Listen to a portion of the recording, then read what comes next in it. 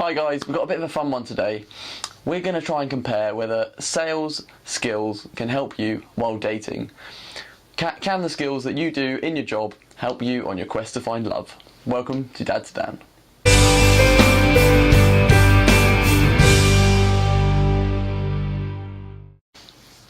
Do you want to start? No, you started. Okay. Right, so obviously we're comparing sales to dating. Bit of a fun one. What kind of was the first stage of a sale, and we can see if we can compare that. Well, if you're thinking of a sales process, the first thing you do is you've got to find your customers. You've got to understand who your who is the likely customer for your product, the most likely person to buy your product. Right. And your product when you're dating is you. Mm-hmm. So I guess that's where you kind of think, well, I'm about 6 out of 10. Maybe I could push for a 7. But generally, you've got to look at about the right place, haven't you? Yeah. And I guess finding your customers as well is quite a lot about confidence, isn't it? Yeah. In sales. Yeah. But obviously, you increase your chances of success if you target your market correctly. Mm. Yeah. So obviously, if you where for you. Say for you, not for me, because I'm married. I'm not going to be dating. But if you're going there, you're going to be looking at, well, where are single females of a certain age going to be hanging out? Yeah. So therefore, that's your target place to go. Yeah. So in a way, that's what you're doing. Now obviously there's lots of online dating and stuff. We forget about that, and Tinder and all this stuff. Forget all about that sort of stuff. Just think of if you're going out to find a girl, then first of all you've got to find where are my sort of girls that I want. My target market is going to hanging out. And I guess as well, you can target it like, and there's different targeting methods, but there's spear targeting. I don't know if you've heard about that. No. So it's basically stabbing them. Yeah. So like this is a sales thing, but when you go for like the sort of hunt for the whale. Yeah. But as in the one with the biggest money. Yeah. But I mean, you could generally be the most attractive ones, or you could spend a lot of time on targeting them, or you could go for the sort of drop down spray and pray, and you're gonna hopefully get somebody who'll come back with you. Yeah. So, what's the next stage of a sales process? Well, I suppose the next thing is that cold calling. Mm-hmm. So you've identified, I don't know, wherever you're going to go to find your sale, and then you're going there and you're going to be banging on doors, or you're going up to complete strangers and engaging in a conversation. Mm. So I guess this is where sales kind of fits and can help out quite a lot with dating, in the sense that it gives you that confidence to be speaking to new people, and it also gives you a lot of help with rejection. Well, yeah. I mean, because that is the basis of cold calling. You know you're going to get rejected a lot. Not, and you've got to think it's not personal, and that's the same with dating. If a girl says no to you, if you come out and start a conversation, she tells you to bugger off. It's not that she's rejecting you. It's just because she might be married, she's got a boyfriend, she's in and out of her girls, she doesn't want to have a conversation. It doesn't mean she thinks you're horrible. It's just that it's not the right time. Yeah. Okay. So then the next stage, we're moving on. Well, then it starts. If you've actually managed to start a conversation, then it's about sort of building rapport. So how do you build rapport?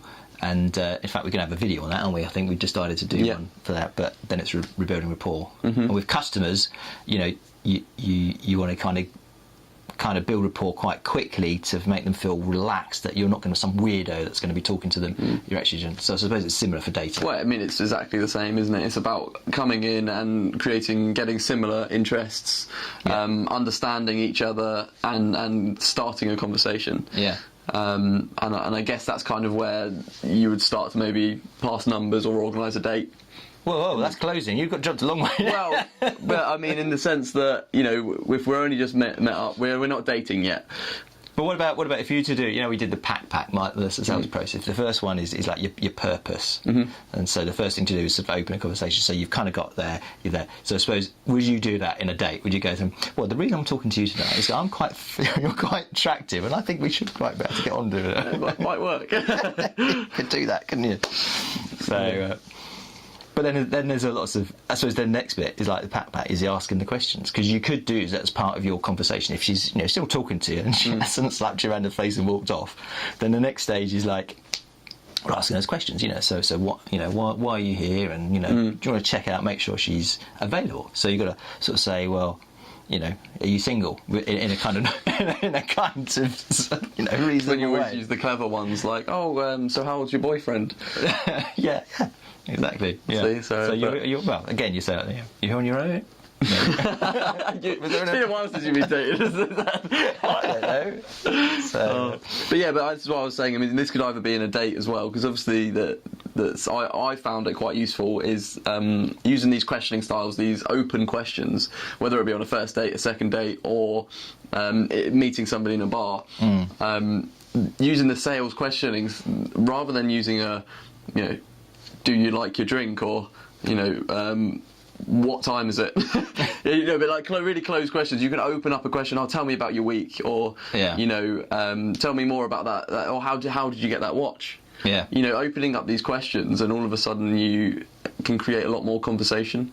Yeah. And I think that specifically that area for me, like having the used to it, doing it every day in sales, every day speaking to people and trying to open up conversation, fits quite well within a dating environment. So would you say when you go to talk to a girl, like in sales, you should have an objective?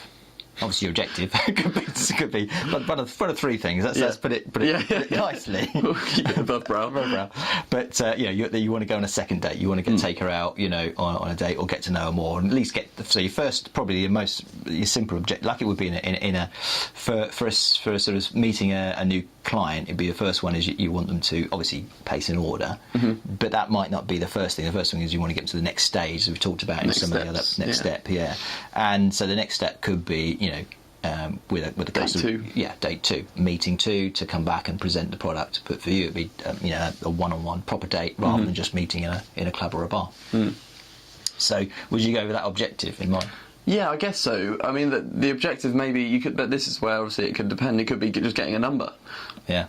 Just objective, get a number and leave. Because I often find that going on dates in clubs or meeting somebody in a club and etc. is not the greatest environment. No. So to objective to get a number, and maybe a secondary objective to not get slapped.